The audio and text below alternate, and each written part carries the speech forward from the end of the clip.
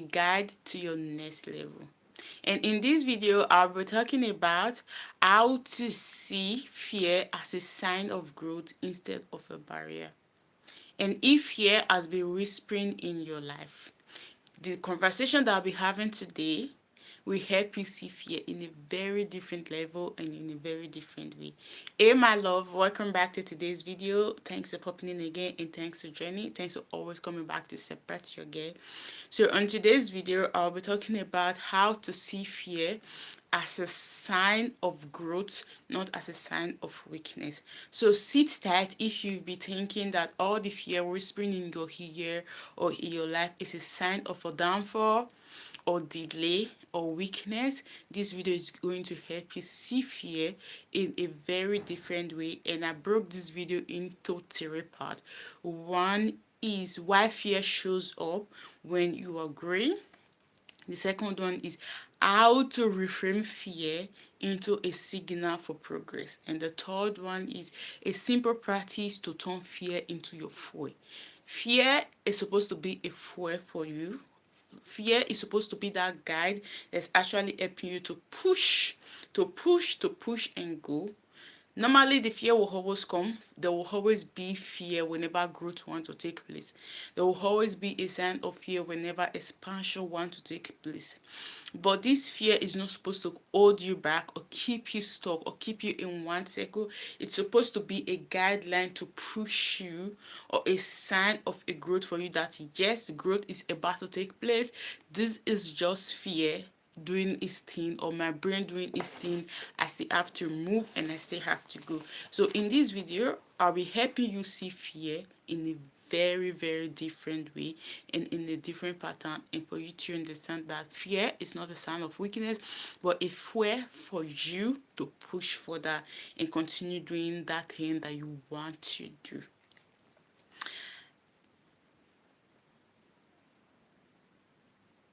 And before I go further, I want to ask a very simple question. Excuse me for the pause because I just have to read my note, the script. Have you ever had an idea or have an opportunity or suddenly a thought just come into you, but for some reason that you're not aware of, fear pops in and starts gripping you? Fear pops in and starts telling you what you can do, why it's not going to be possible, what you can do it, and try to stop you. Have you ever have an idea like this? Because for me, let me give you a personal example. For example, fear stops us in different ways. For example, trying to speak up for yourself. For example, trying to stand up for yourself, trying to start a new business, trying to start something new in your life that is not used to you, that is not in your comfort zone, that is not a regular thing that you used to do. This is where fear used to pop in, or fear want to pop in to stop you or limit you. And this is where we normally think like fear is our weakness. Fear is always there to stop us. I've done a video to make you understand that it's not that fear is always coming to stop you, but it's just doing its job to always appear to keep you safe, because this thing that you're trying to do right now, you're trying to walk out from your comfort zone, you're trying to do something new that your body or your brain, the pattern that you've created for your brain, is not used to. Now, I'll be giving you a personal real life example. When I was still working, and I was working in let me say a boutique or a shop where they sell clothes, shoes, no, just shoes and bags. So in the December period, you know how busy December period used to be. People want to buy new shoes, new bag for Christmas or whatever. And now I work part time at that place. So my boss, I work part time and I work just in the morning. So my boss told me if I can come and do extra hours in the afternoon, because here in Italy we work like maybe for most places generally, let me say 85 or 90% work from 8 or 9 to 1 or 12, and take breaks, for example, sometimes 2 hours or sometimes 4 hours, and they continue again from, like for the place that I work, for example, supermarket, where they sell things, they take break up to 4 hours. They go to break by 1:30 and come back maybe by 4 or 5, 4:30. Yes, this is how they take the break. So now, after I've done with my morning duty, I've finished my work. Thanks everyone for joining.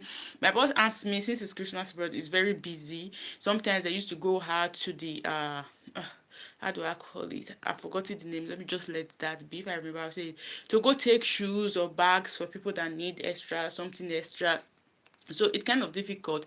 So they asked me if I can come do an extra hours, and that extra hours, maybe I'll come back by 4:30 in the evening. They will pay me extra, and that will not be paid to my account at month end. It will pay. I said it will pay directly to me when I'm done for that day. Okay, I thought about it. Yes, my husband is available, is around, he can take care of my boy. And I said okay, and he told me the money that is going to pay me, and I said okay, it's not that it's enough, but just let me just do it since I work here.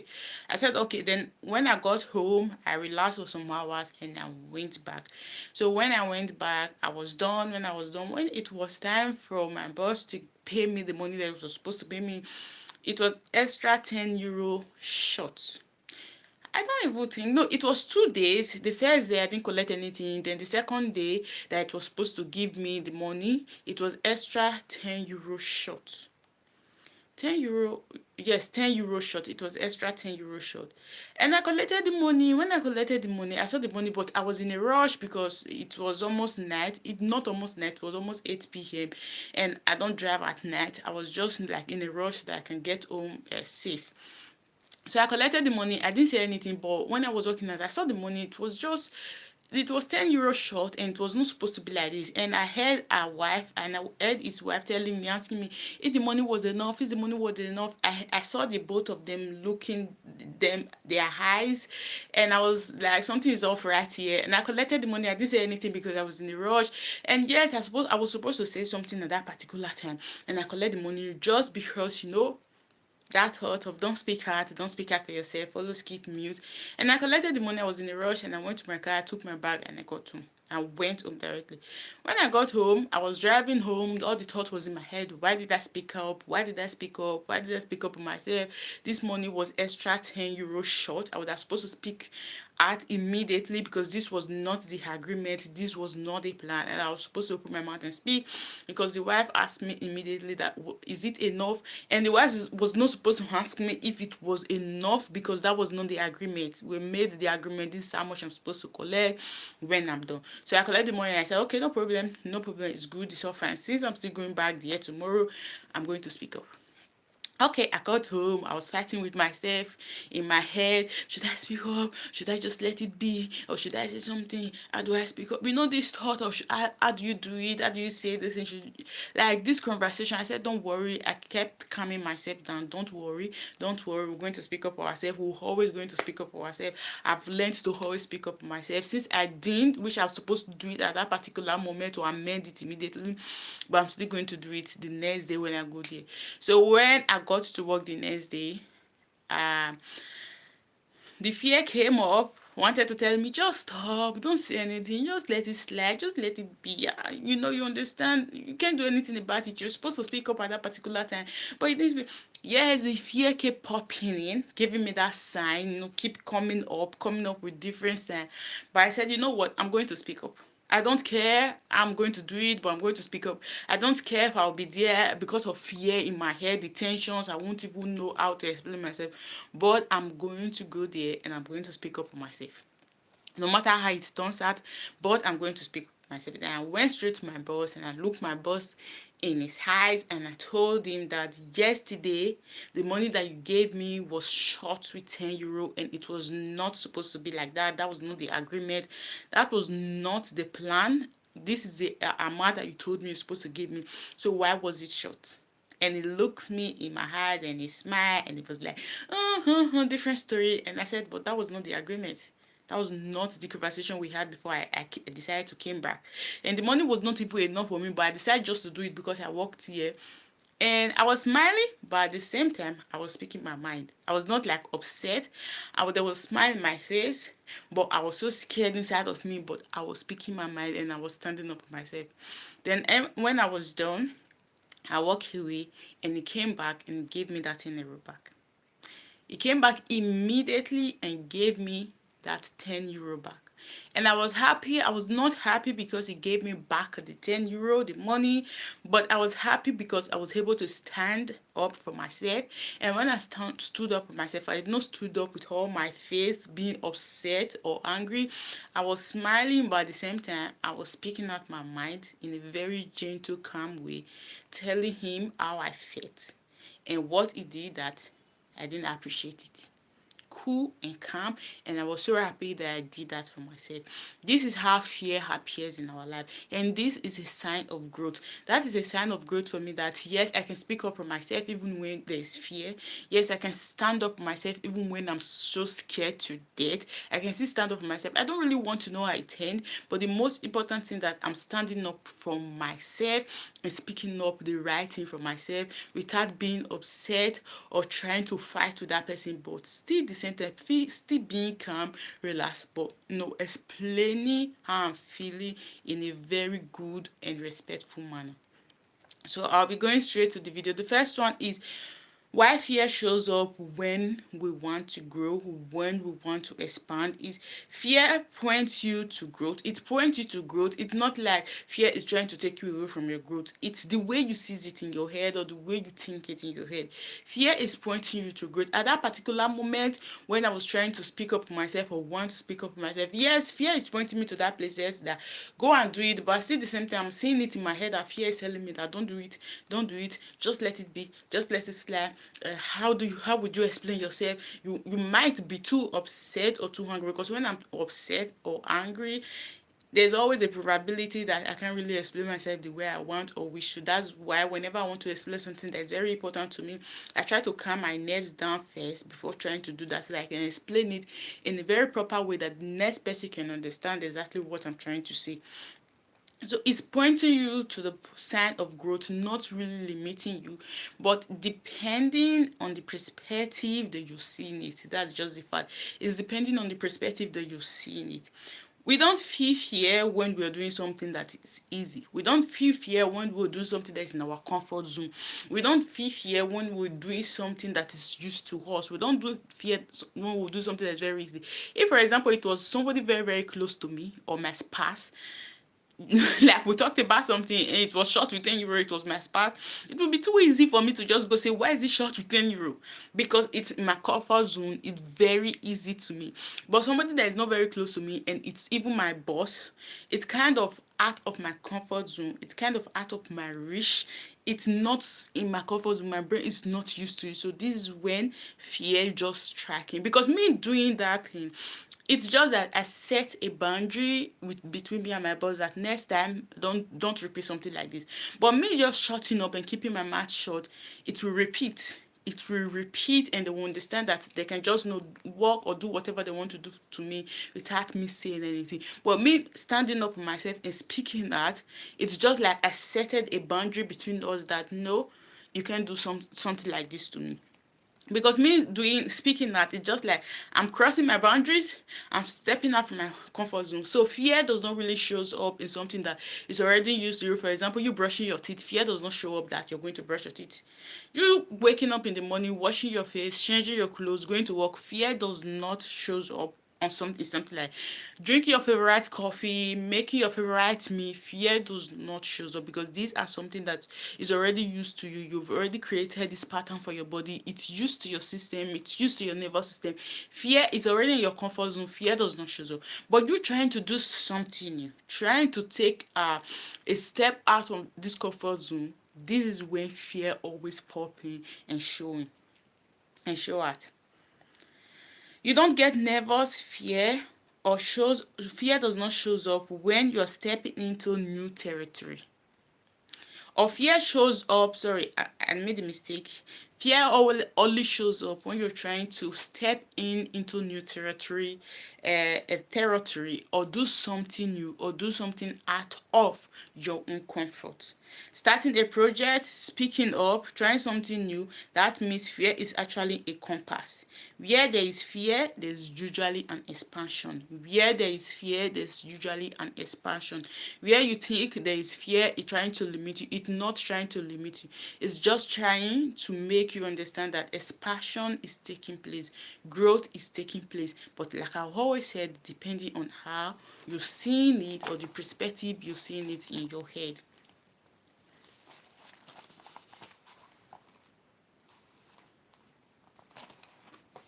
Now, I'll be going straight to how to reframe fear into a signal for progress. The first one, I talk about why fear shows up when you are trying to make growth or expansion trying to take place. The next one is how to reframe fear in your head into a signal for progress. Now, where fear shows up, it means that expansion is trying to take place. But I said something also about that, depending on the perspective that you're seeing it. Now, for you to see it in a very good perspective, that yes, fear is taking place right now, fear is showing up right now because growth is trying to take place, especially is trying to take place, is if you reframe that fear into a signal of progress. Physiologically, fear and excitement feels almost identical. Now, fear and excitement, when you're so excited, when you're so happy about something that just happened or coming your way, and the reaction of fear, they feel identical, they feel almost the same. They give you the same reaction in your body when you're so scared to do something or to go talk to that person that you want to talk to. How do you feel in your body? What's the reaction that you're having? And when you're say excited about something, what are the reactions that you're having? I've always said is that they are just similar and identical. It's just for you to signal your head and name it in the way that you want to name it at that particular time.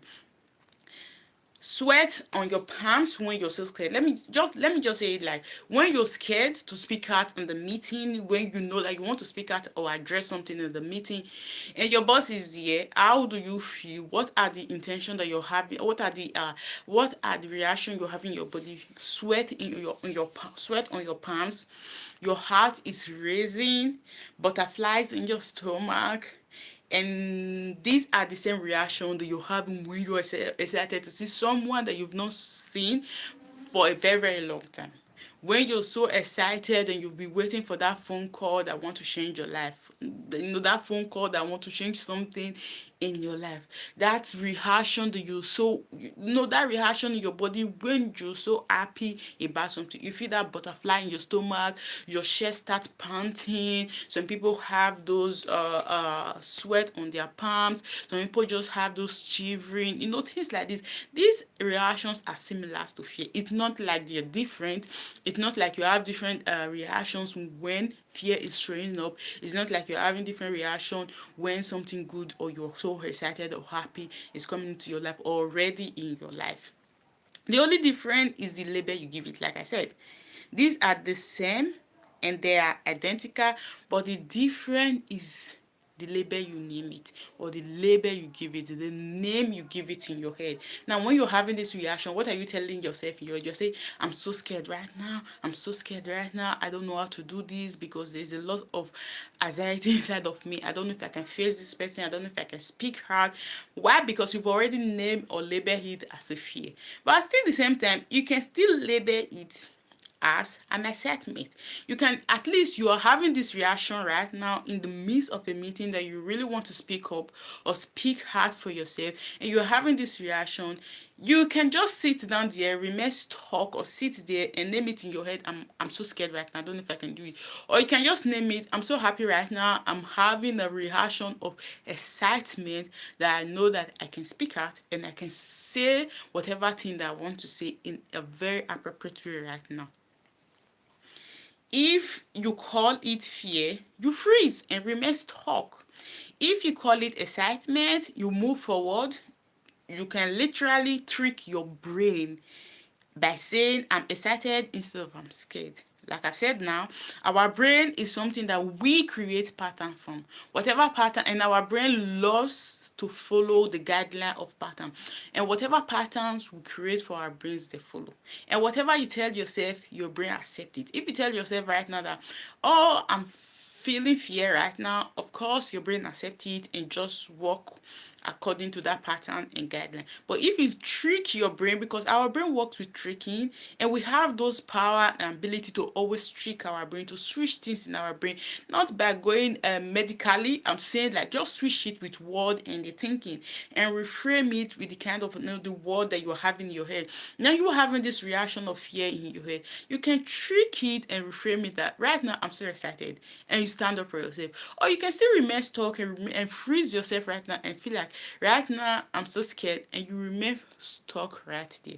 It's just the matter of the perspective that you're seeing, the feeling that you're having right now, and knowing how to reframe it and switch it to something else that fits and suits you at that particular time.